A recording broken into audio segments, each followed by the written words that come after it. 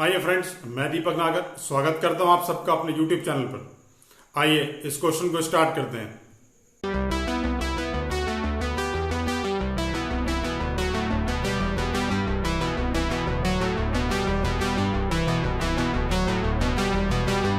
आइए question number 20 देखेंगे। Topic का नाम है not for profit organisation, DK Goyal class 12 की बुक में से। देखें क्वेश्चन में क्या दे रखा है। क्वेश्चन में हमें रिसिप्ट एंड पेमेंट अकाउंट दे रखा है और नीचे कुछ इंफॉर्मेशन भी दिखी है। जब भी इस तरह का क्वेश्चन आएगा तो सबसे पहले एडजस्टमेंट से स्टार्ट करेंगे, फिर रिसिप्ट एंड पेमेंट को डालेंगे। तीनों अकाउंट्स को एक साथ बनाएंगे, इनकम एंड एक्सपेंडिचर भी और बैलेंस शीट्स भी, दोनों ओपनिंग और क्लोजिंग दोनों। उससे हमारा टाइम सेव होता है। आइए क्वेश्चन की तरफ चलते हैं। सबसे पहले एडजस्टमेंट लिखी है सब्सक्रिप्शन की, तो वहीं से क्वेश्चन को स्टार्ट करूंगा। अब एडजस्टमेंट दे रखी है सब्सक्रिप्शन की, तो जो सब्सक्रिप्शन की figure receipt and payment side में लिखी है, सबसे पहले उसी को देखूंगा। उसको मैंने निकाला, मैंने लिखा बाय सब्सक्रिप्शन। अमाउंट दे रखा है 26,000। अब इसके अंदर जो एडजस्टमेंट्स हैं वो देखेंगे। 31 मार्च 2014 सब्सक्रिप्शन आउटस्टैंडिंग वाज 4,000। तो ये करंट ईयर के आउटस्टैंडिंग है, तो मैंने आउटस्टैंडिंग एट द एंड है तो प्लस कर लिए 4,000। इसके बाद आउटस्टैंडिंग इन द बिगिनिंग भी दे रखा है, तो आउटस्टैंडिंग इन द बिगिनिंग तो लेस होता है, तो मैंने 3,000 रुपए वो लेस भी कर दिए। टोटल 27,000 रुपीज यहां पर मैंने लिख दिए हैं। अब इसकी जो आउटस्टैंडिंग और जो है बिगिनिंग की और एट द एंड की है, उसका इफेक्ट बैलेंस शीट में भी डाल लेते हैं। आउटस्टैंडिंग सब्सक्रिप्शन, यहां पर अमाउंट है प्रीवियस ईयर में 3,000 और आउटस्टैंडिंग सब्सक्रिप्शन करंट ईयर में 4,000। यह सब्सक्रिप्शन की एडजस्टमेंट मैंने पूरी कर दी है।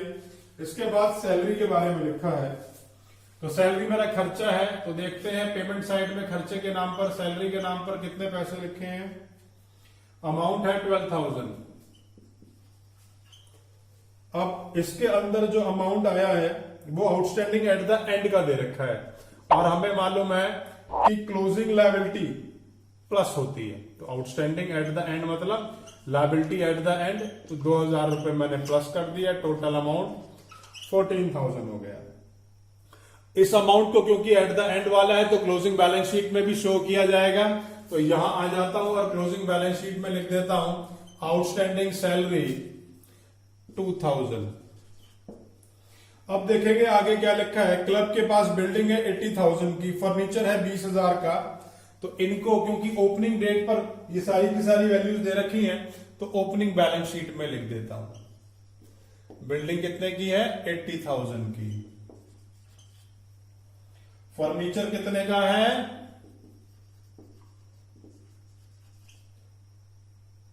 20,000 का। 10% इन्वेस्टमेंट है। ये जो 10% लिखा है ये रेट ऑफ इंटरेस्ट को बता रहा है इस इन्वेस्टमेंट के ऊपर। अमाउंट है 45,000। Next is sports equipments. Sports equipments की वैल्यू दे रखी है 25,000।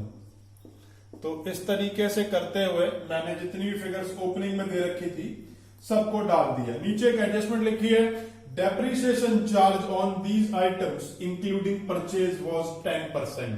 अगेन इस क्वेश्चन में दोबारा से 10% लिखा है, 10% पर एनम नहीं लिखा। जब 10% लिखा है, पर एनम वर्ड साथ में नहीं लिखा होता, तो हम टाइम पीरियड को यूज नहीं करते हैं। तो जिसकी भी डेप्रिसिएशन निकालूंगा, चाहे वो एसेट बीच में भी हमने कोई परचेज किया हो, तो वो भी उस पर पूरे साल का ही अमाउंट कैलकुलेट किया जाएगा। तो सबसे पहले इन सब पर डेप्रिसिएशन लगा लेता हूं ताकि सारी एडजस्टमेंट जो है वो खत्म हो जाएं। बिल्डिंग की टोटल वैल्यू थी 80,000, सीधा सीधा 10% निकाल लेता हूं। 80,000 का 10% आ गया 8,000। ये अमाउंट डाल दी मैंने, बाकी लेस करके यहां पे 72,000। अब बात करेंगे फर्नीचर की। फर्नीचर पहले से हमें ओपनिंग बैलेंस शीट में दे रखा है 20,000 रुपए। अब इसके बाद जो है जरा देख लेते हैं क्या इस साल में कुछ परचेज करा है। हाँ, 10,000 रुपए का परचेज करा है, तो 10 और 20 30 हो गए। 30,000 का 10% आ गया 3,000, बाकी वैल्यू यहां रह गए 27,000। उसके बाद अब जो है स्पोर्ट्स इक्विपमेंट्स की बारी आ गई। स्पोर्ट्स इक्विपमेंट्स देखें, ओपनिंग में जो बैलेंस शीट में लिखे हैं वो 25,000 लिखे हुए हैं हमारे पास। पहले साल के शुरुआत में 25,000 हैं और इस साल और कुछ परचेज करे हैं 20,000 रुपए के, टोटल वैल्यू हो गई 45,000। दोनों को प्लस कर लिया, उसका 10% लेस करा, 45,000 का 10% 4,500 और बाकी जो वैल्यू रह गई वो रह गई 40,500। तो ये जो तीन फिगर्स हैं 8,000, 3,000 और 4,500, ये क्या है? ये है डेप्रिसिएशन चार्ज। तो ये खर्चा है, इसे एक्सपेंडिचर में दिखाना पड़ेगा।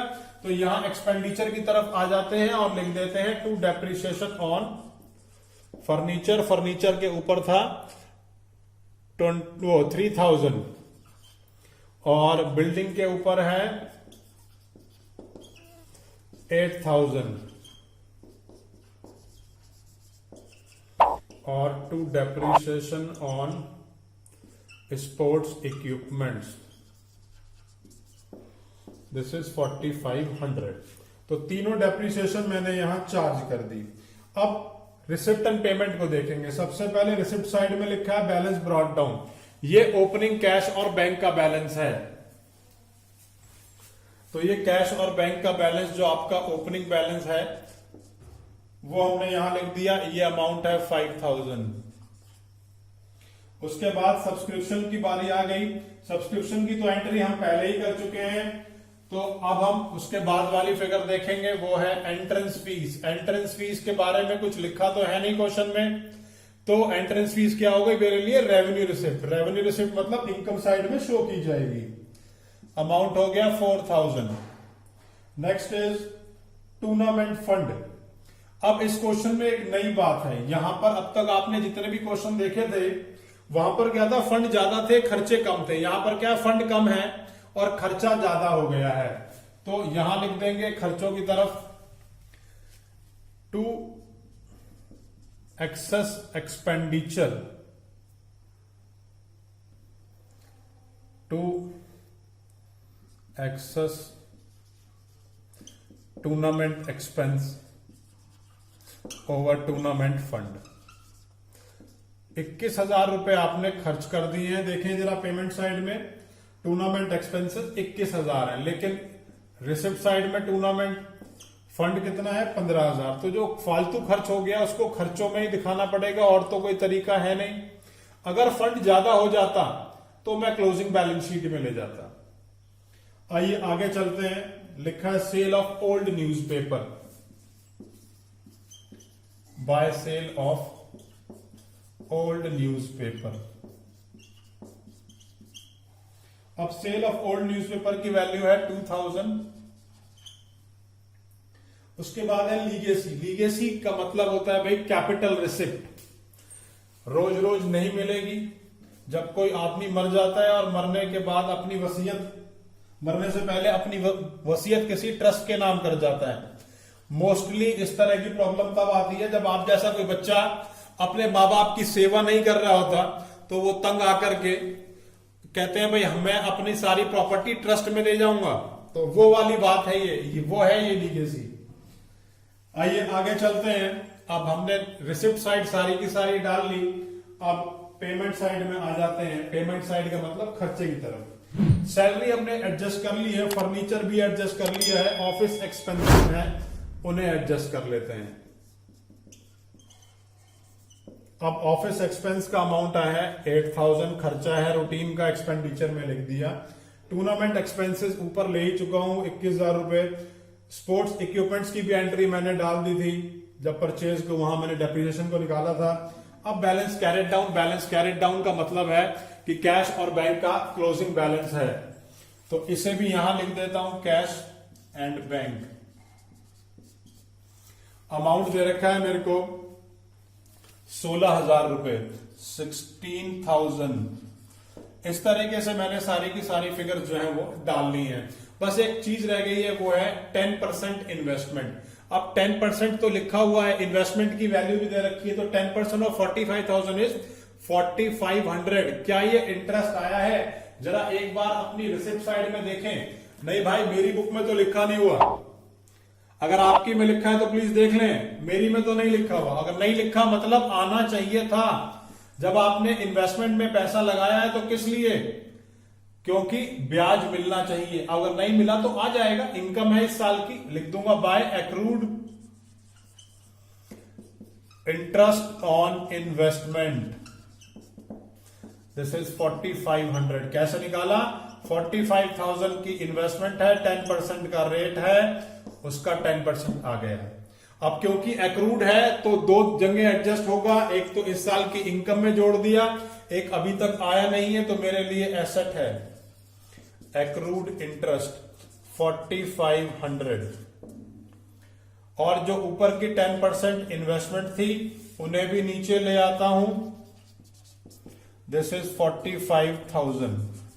अब फाइनली हमने जो है वो सारी की सारी एडजस्टमेंट जो कि इस क्वेश्चन में थी, रिसिप्ट एंड पेमेंट का डाटा सब कुछ डाल लिया है। आइए अब इसका टोटल लगाना स्टार्ट करते हैं।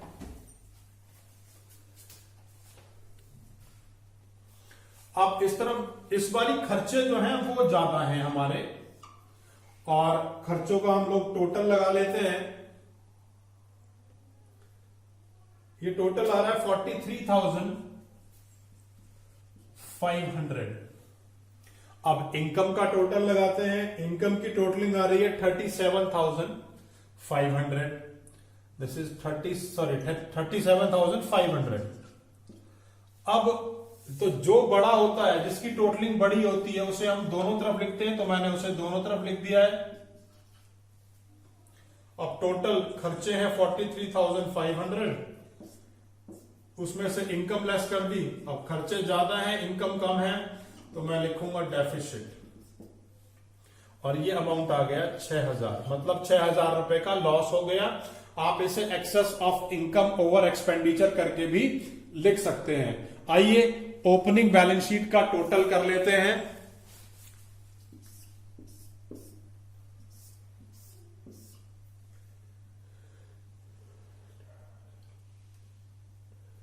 $1,78,000।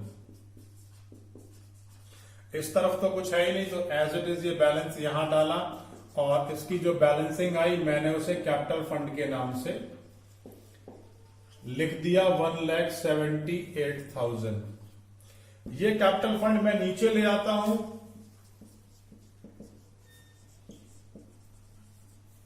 $1,78,000। अब इसमें जितने भी डेफिसिट थे 6,000 के, वो मैंने लेस कर दिए, दिस इज 1,72,000।